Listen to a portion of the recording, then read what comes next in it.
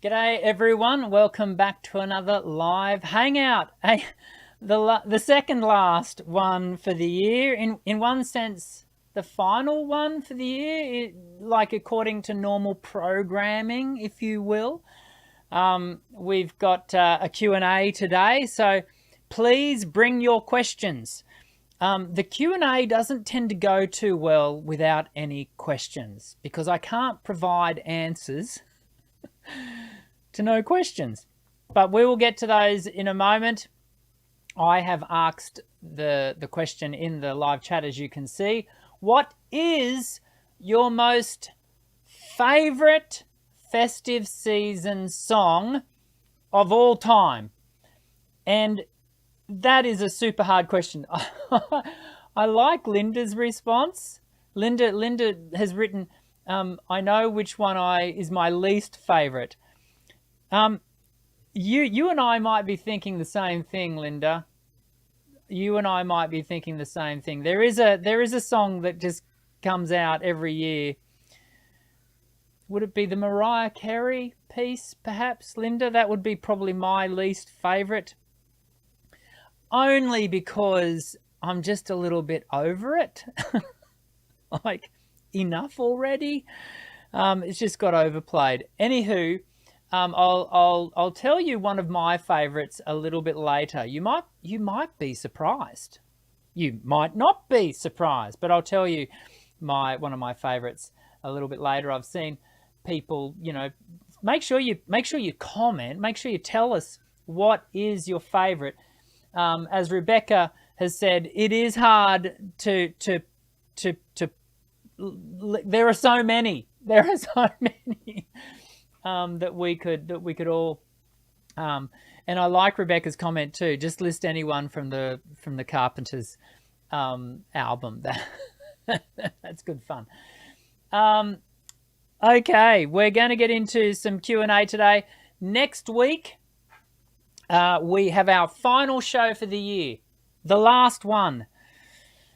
So what we're going to do, and I'm taking the lead off Linda from this. She suggested after last year's last live show, that we really throw it open to a ask Dr. Dan anything, which I don't think my life is all that interesting, but you certainly can. Next week you can ask me anything. We do really focus our attention on singing during our Q&A, and that's what we'll do today. But next week we're going to throw the doors open. Now, some rules with that.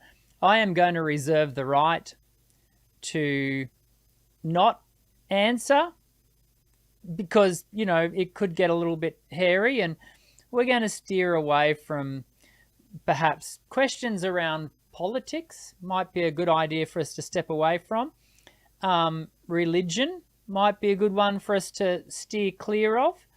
I'm just thinking, we want to be appropriate to everyone within the Voice Essentials community. And so, but there's plenty of other questions. You might ask me, when did you learn to ride a bike? That is such a boring question, but that I'm trying to give you the idea anyway. So that'll be next week, and then that'll be the last show for 2024, and we come back on the first Monday of February 2025. So as you know, for those of you who have been joining us for the past 9 years of these live shows, we take December and January off. That gives me a break. It gives Linda a break. It gives you a break. We just let the land go fallow for a bit, and then we come back all refreshed, ready to go for another new year. Next year is going to include special guests, as we have done. It'll can include the mini topics as we've been doing, the Q&As, and I'm still keen, because some of you might be thinking, didn't Dr. Dan suggest that we would be doing some live reaction videos to community members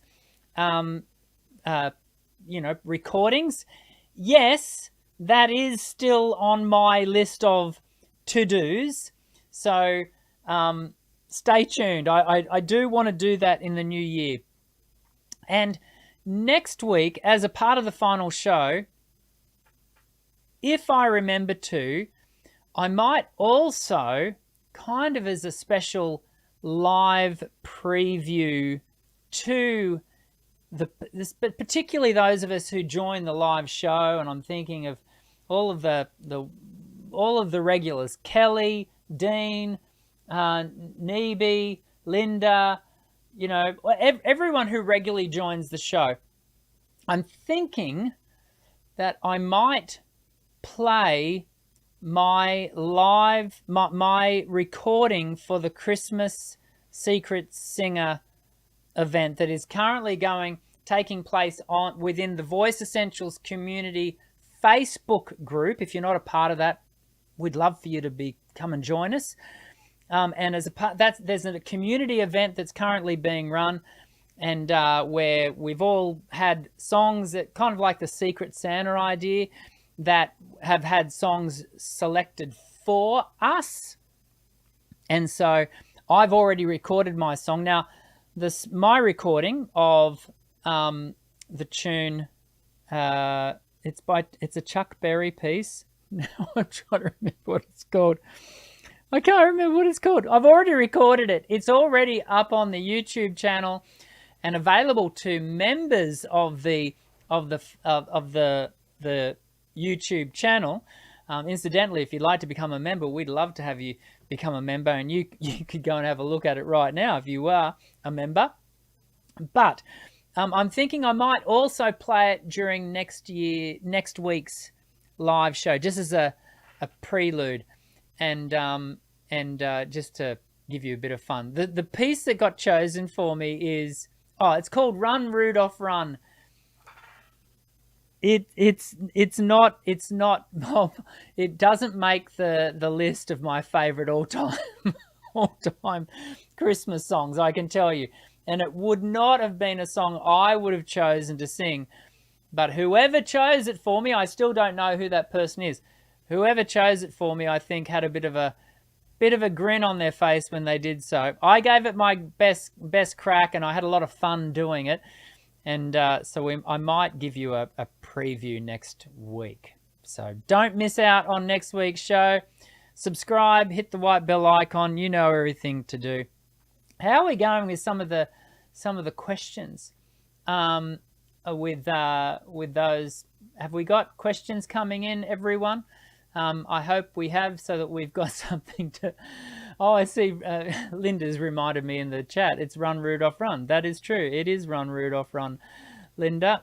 Where am I going down here? I'm just looking back to see who's been putting in who they're...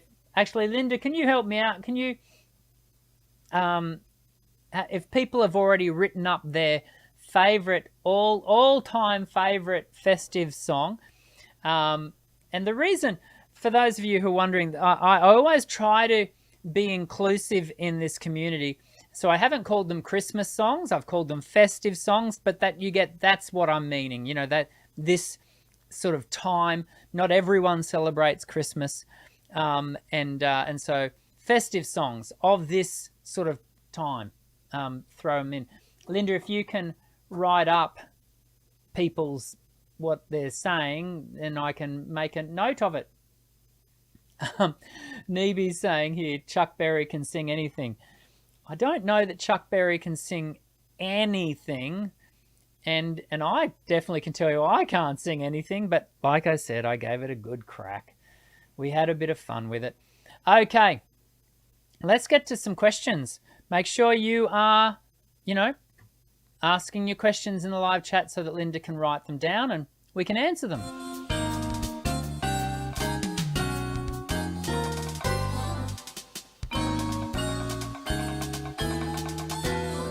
Okay, live questions. Here we go.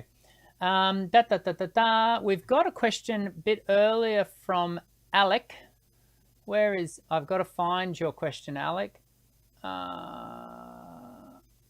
Here we go. This is what I'm looking for. I've just got to line it up, Alec. Hang on a second. Here we go.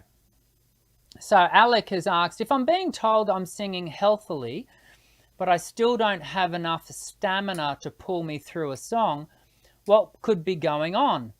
Acid reflux, perhaps. My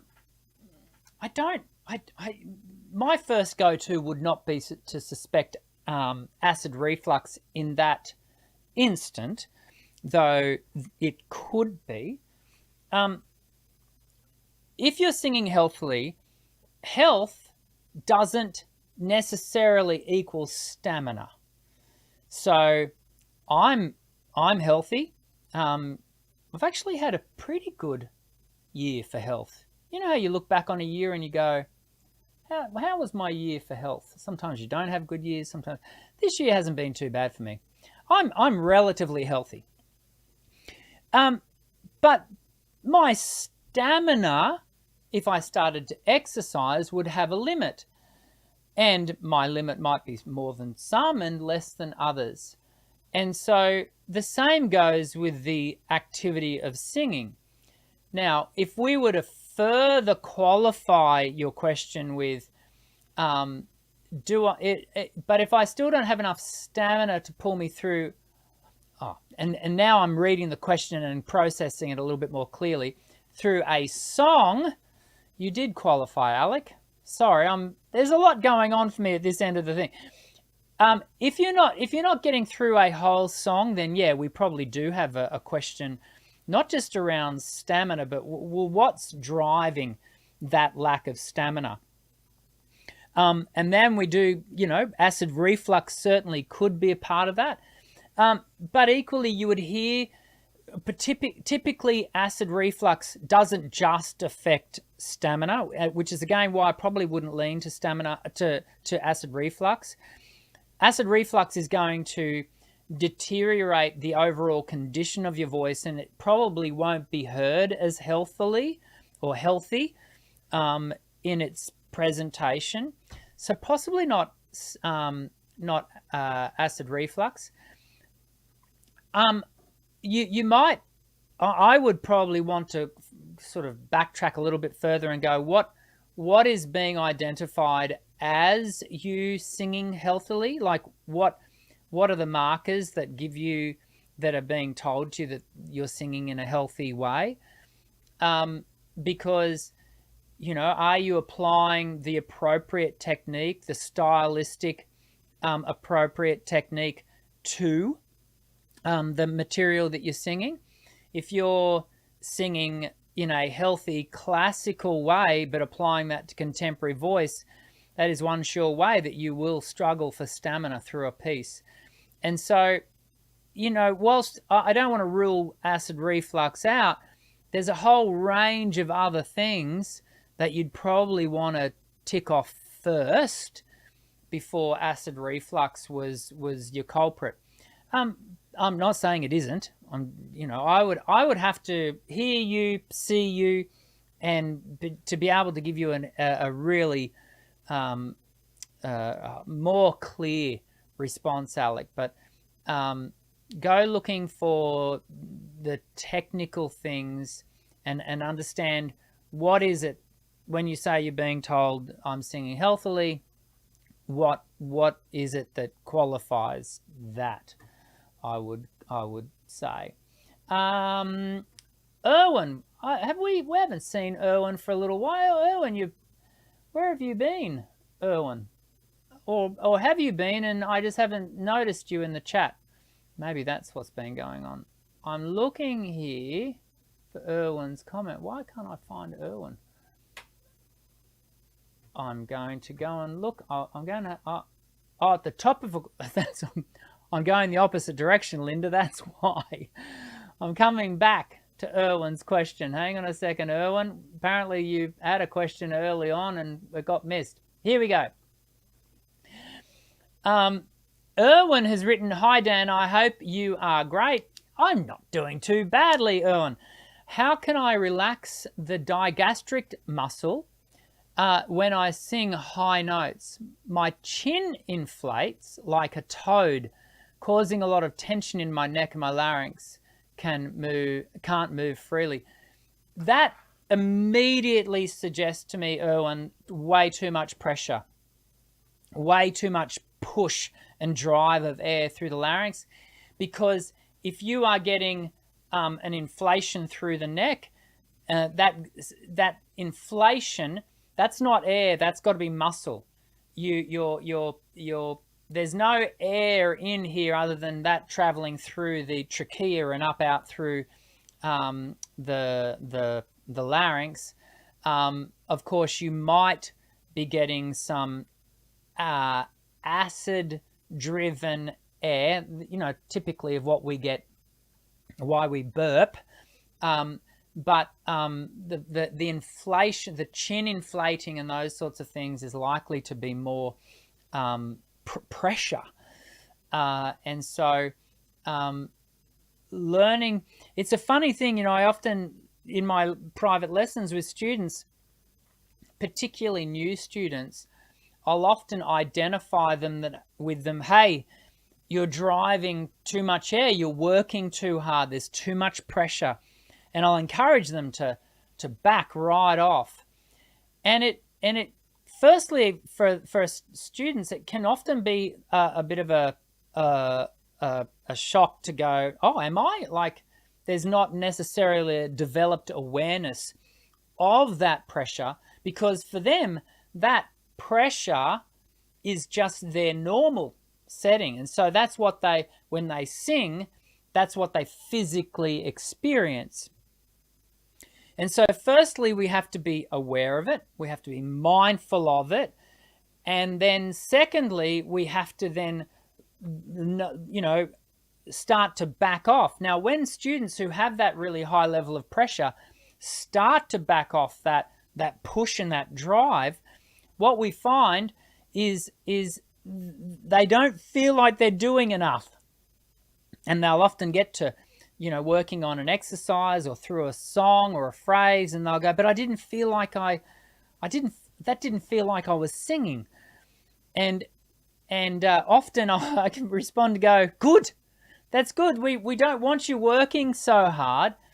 And as that new setting, that new pressure load, which is heavily reduced, becomes their new normal, and they settle into that, then that kinesthetic setting becomes a much more neutral, and you're able to tune into, what are significantly reduced physical signals.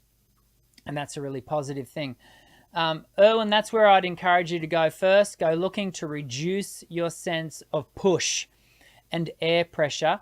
And what, again, I take it that you can see your chin inflating in a mirror. Watch yourself in a mirror. Look to back off that physical awareness. I don't want you to back off your physical awareness, your physical drive and pressure, load. I can see that Sharon has given us her favorite Christmas song. Everyone else needs to jump in. You've got to decide. Come on, everyone. Sharon's favorite Christmas song. Let me see if I can find where she's written it so that we can put it up. Here we go. Da, da, da, da, da. Sharon's favorite Christmas song.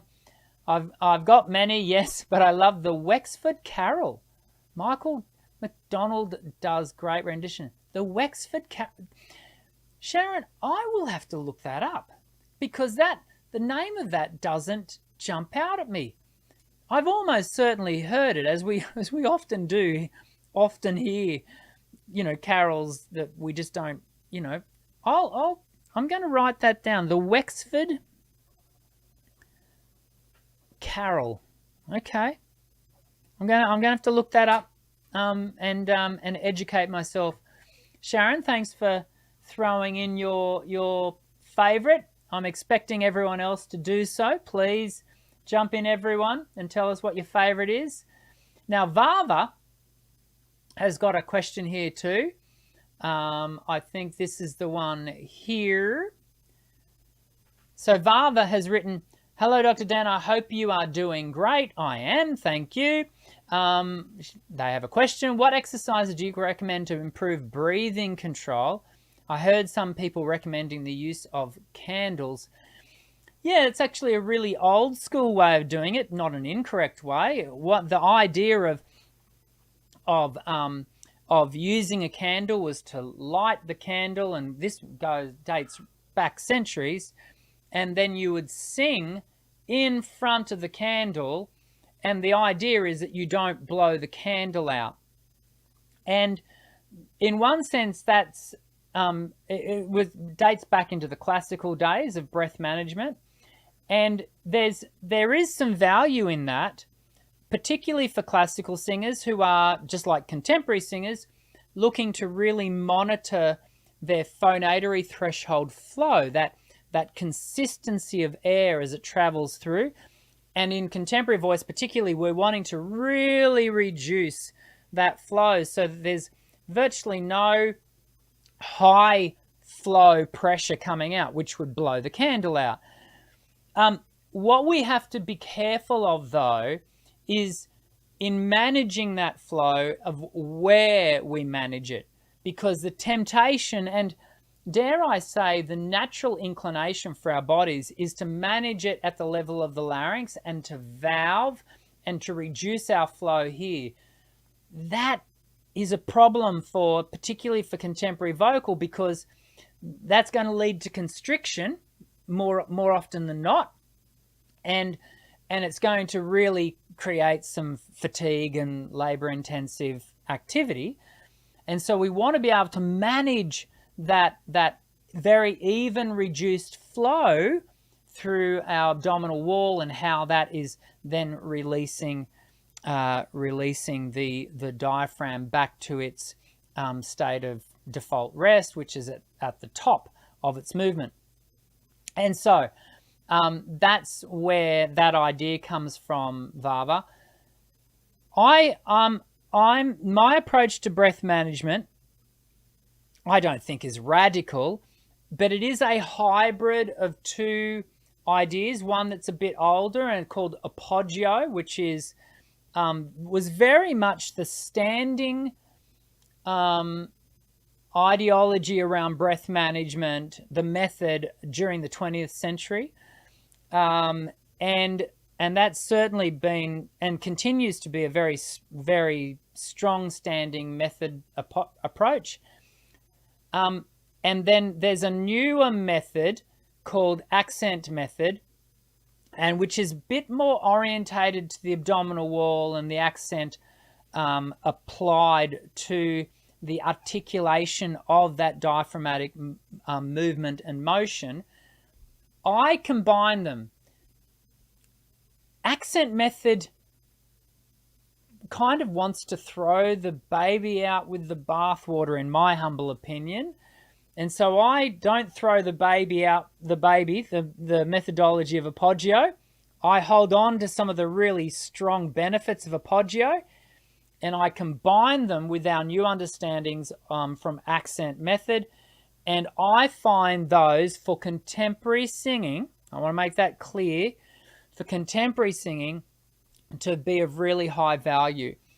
And you will find that approach in my Voice Essentials online courses, and if you were to ever do individual singing lessons with me, you will find that approach. I may not say it, as explicitly as I just said it, as far as the background to what I'm doing, but that is my approach. And so Vava, I'd encourage you to do that. It's interesting, even just a couple of weeks ago, I had someone comment on one of my videos on the channel, and Vava, you could go and check this out, that's dedicated to breath management. And this individual was accusing me of not knowing anything about breath management, which I thought was firstly a bit rude. Secondly, well, misinformed, but in trying to prove their point, quoted a book from the 1980s, which I thought was curious, given that so many of our understanding, really deep understandings about breath management have occurred from basically the 2000s onwards, and so it was funny, a person trying to prove their point from such what is, in the world of vocal pedagogy, quite an antiquated text. But that's all right. We all have to learn. So there you go. Neeby's got another one. Got a favorite. We've got a run. Let me jump in here. This is Neeby's favorite song. Neeby has said, the Virgin Mary had a baby boy. Nice, Neeby, nice. You might want to put in the reasons why. Now I'm asking you to do even more homework, aren't I? Let us know why. I'm going to tell you in a moment my favourite song and why it is. Linda has written up, this is a lovely tune, Linda. Linda's written up, "O come all ye faithful." "O come all ye faithful." Lovely, lovely classic hymn-driven carol, if you will. Where's Rebecca? Rebecca's thrown up here. Favorite Christmas song is Emmanuel. Always brings me joy and tears. I'm trying to think of that. Is that the Michael W. Smith Emmanuel? Like the one, did he do that tune, Rebecca? Let me know. If so, I too really like that song. I'm not gonna list it as my favorite, but I really do like, if it's the same one. Dean, one of our members on the channel, don't have a favorite festive song, but the first one that came to mind was "Mary, Did You Know?" Oh, I love, great pentatonics tune. Awesome pentatonics. Like the arrangement in that, oh, yeah. Agreed, Dean. Again, I'm not going to list it as my favorite, but like it's right up there. Yeah, it would, if it's not in my top 5, it's in my top 10, but it may well be in my top 5 because it's beautiful, beautiful. I think I saw someone in the community has actually got "Mary, Did You Know" as one of their tunes. I think it was, or was it "Oh Holy"? I think "Oh Holy Night" was definitely in there as well. Yeah. Okay. Very good. We've got no other questions. So while we're waiting for other questions, because I'm hoping that we get, here we go. Rebecca has qualified what, I don't know if the original artist, I just know that all our church families sings it straight out of the hymnal. Oh, okay. Yeah, I don't know that the one I'm thinking of would be found in the hymnal. But anyway, it might be that Michael W. Smith just, captured a really old tune and, modernized it. That could be the case.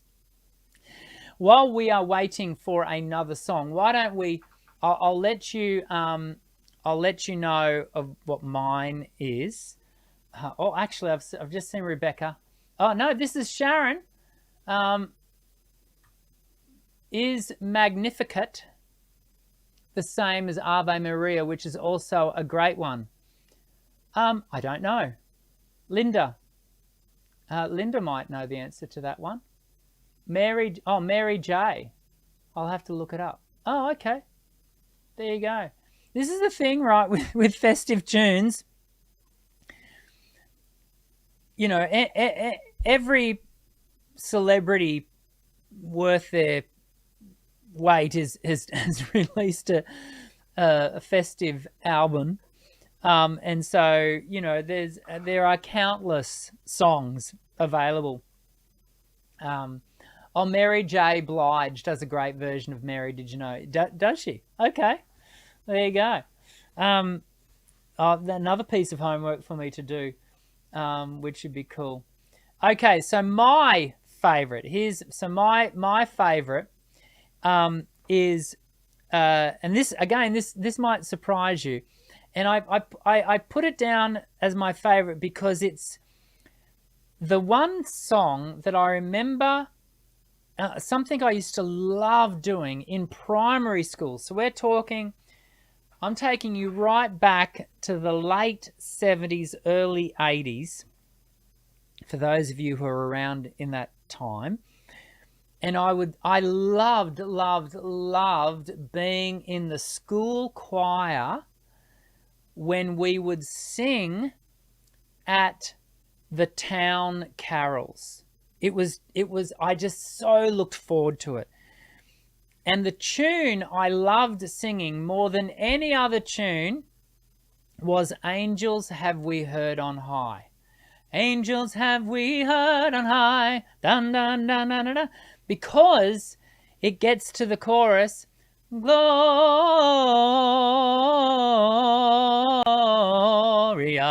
in excelsis Deo, Gloria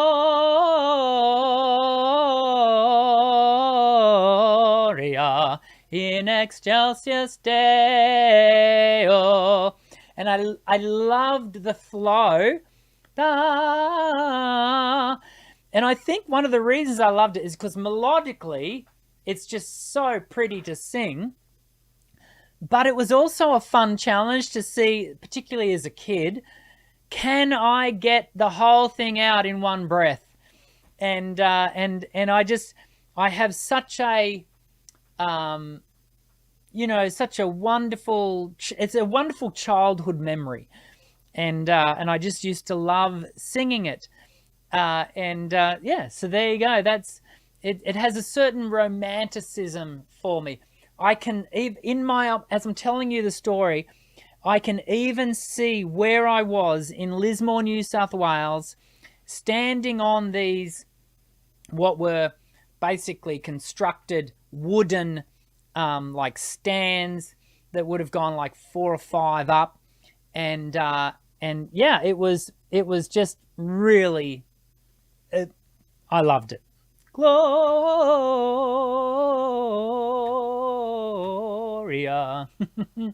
Love it. Oh, okay. So, the Magnificat, no, they are not the same, apparently. There we go. The Magnificat is also known as the Canticle of Mary. These are quotes from Linda's. So we can always rely on Linda's search, can't we? Which is great. Okay, who else have we got any more comments going on here? I'll come back to a question that was listed by Michael. Now I'm going to go right back to August, because this is a question I didn't get to back in August. And this is from Michael Ortega, and they asked, do twang and mask placement normally happen when you belt high or mix higher notes? I don't think they normally happen, Michael, should you have reason to find the answer finally to your question from August. But they probably need to happen. And so the sense of placement and your sense of focus are both going to be beneficial to your voice traveling into the upper regions of your range. And so I'm continually encouraging students to focus and maintain forward placement, to not let the placement fall back, but equally to not push. It's placement, not pushment, and to position that as they go. I need some water.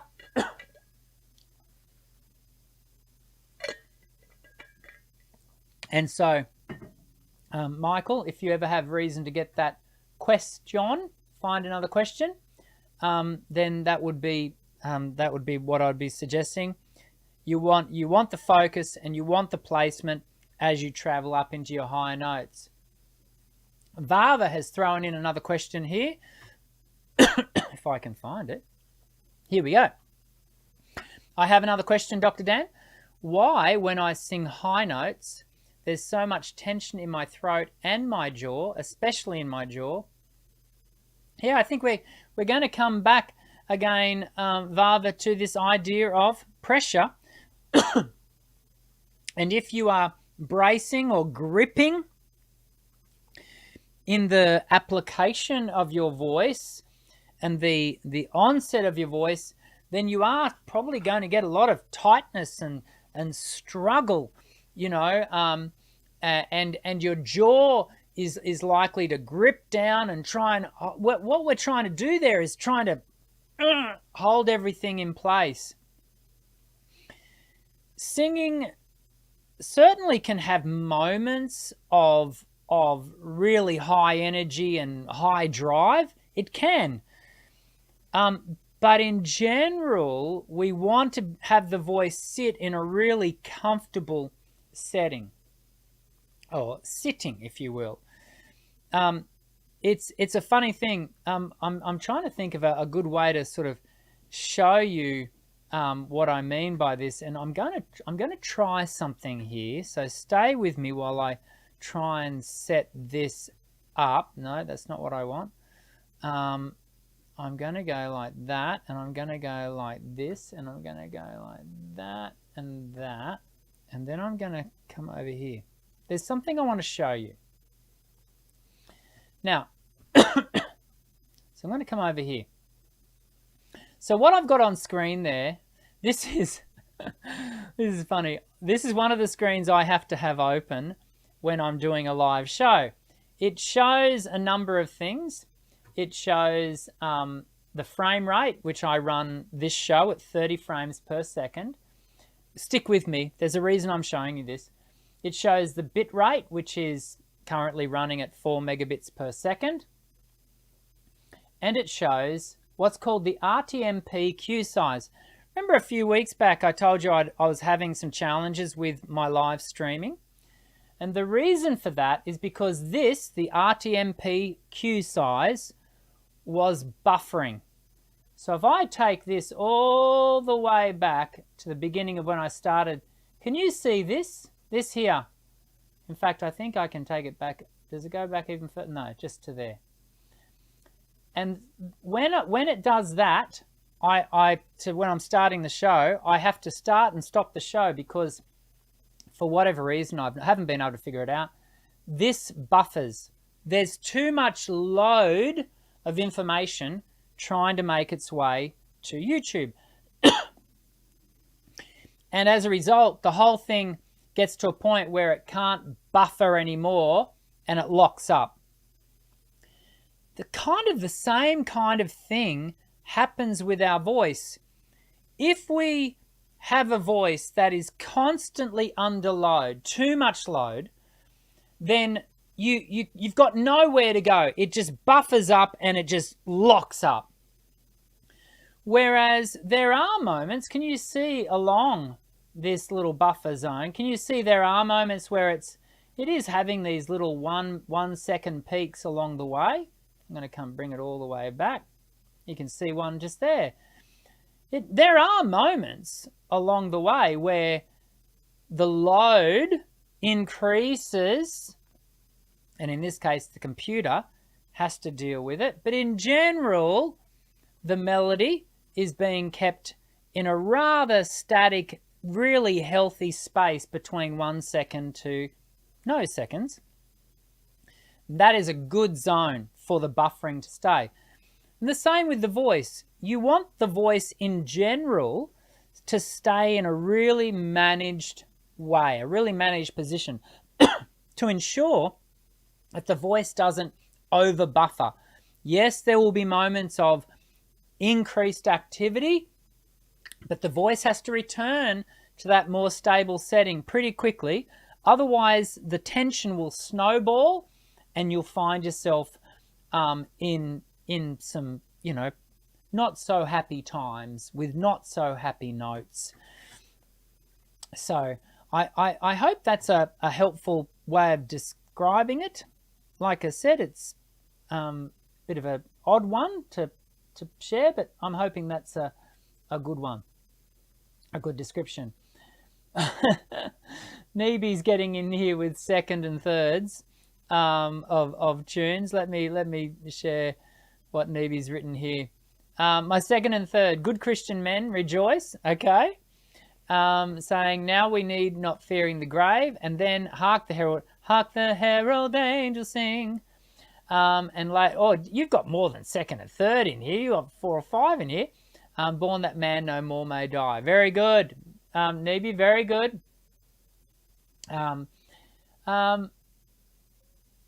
Oh, here we go. This is President. That's a funny name you got there, President Trump. I've never even thought of the voice buffering concept. Makes sense. That's why your voice breaks sometimes, right? Overloaded. Yeah, it's.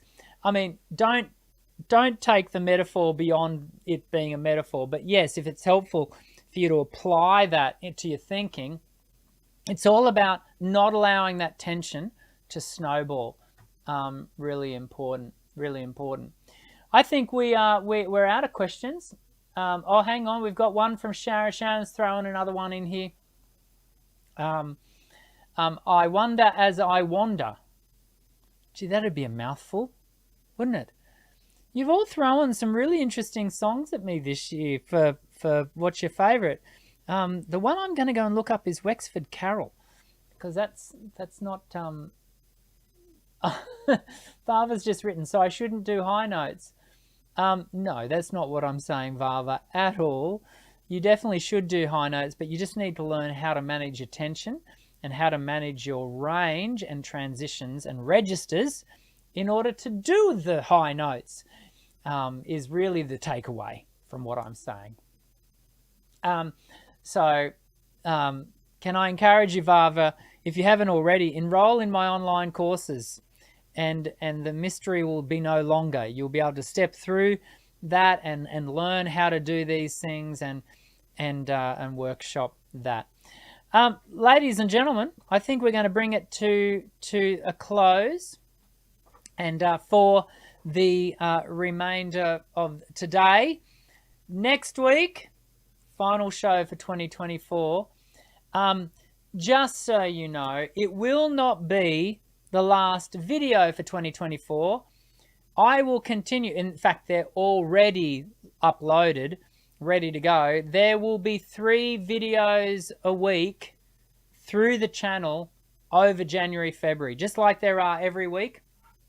In the middle of, in the normal run of the year, there will continue to be regular videos. So I'm pretty sure most of you have subscribed, but if you haven't, subscribe, and you'll receive those notifications to let you know.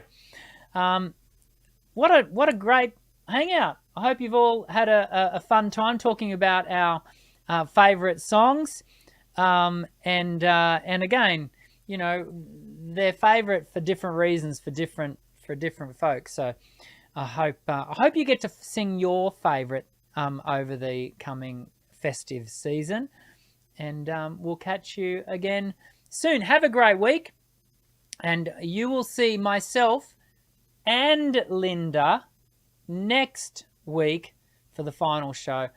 I look forward to seeing you again soon. I'm Dr. Dan. Sing well.